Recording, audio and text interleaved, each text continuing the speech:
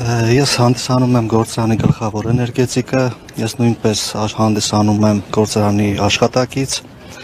ինչպես նշեց մեր գլխավոր հաշվապան, ստեղ բացի մեր բարձրացված ձայները, որը բոլորս միամուռ համաձայն ենք դրան, որպեսզի լուծվի այս հարցը, ժողովուրդը չմնան առանց աշխատանքի, արդեն շուրջ մեկ շաբաթից ավել է դուք տեսնում եք, որ կնիկված է, գործարանը փակ է, բայց կան այդ գործարանում նաև հարցեր, տեխնիկական հարցեր, որը վերաբերվում է հումքին, արտադրանքին եւ որոշակի մատերիալներ, որոնք օգտագործվում են արտադրության մեջ։ Այդտեղ անհրաժեշտություն կա մեծ, որպեսզի պահվի հատուկ ռեժիմի կարգավիճակում։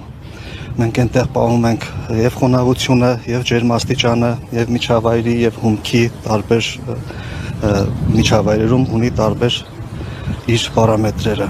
Դրա համար անհրաժեշտություն կա շուտապույտ այդ հարցի լուծումը տալու, որպեսզի չունենանք մեծ արժեքների կորուստ, որը եւ վնասելու է եւ մեզ, եւ սեփականատիրոջը, եւ տնտեսությանը, հանրապետության։ Ինչպես գիտեք, մեր գործարանը հանդիսանում է, եթե չեմ սխալվում,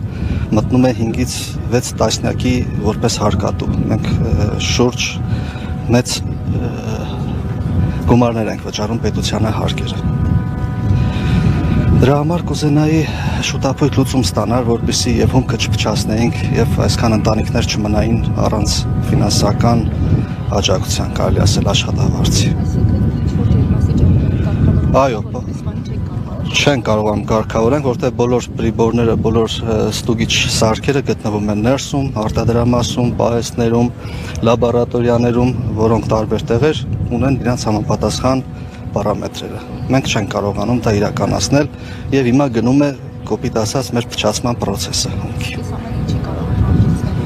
Մեծ կորուստների ընդհանրապես, որը մեծ գումարների հետ կապ ունի։ Եվ հումքն է թանկ, այսօր գիտեք, եւ իր process-ներն են թանկ։ Ես բարակայում չեմ պատրաստվում մանր աշխատել։ Մեր հարցը բարձրացնենք, հասնի տեղ, կառավարությունը որոշում կայացնի ճիշտ, որպեսզի ճիշտ լուծում ստանա այս ամեն ինչը։ Ընդամենը մեր պահանջը դա է։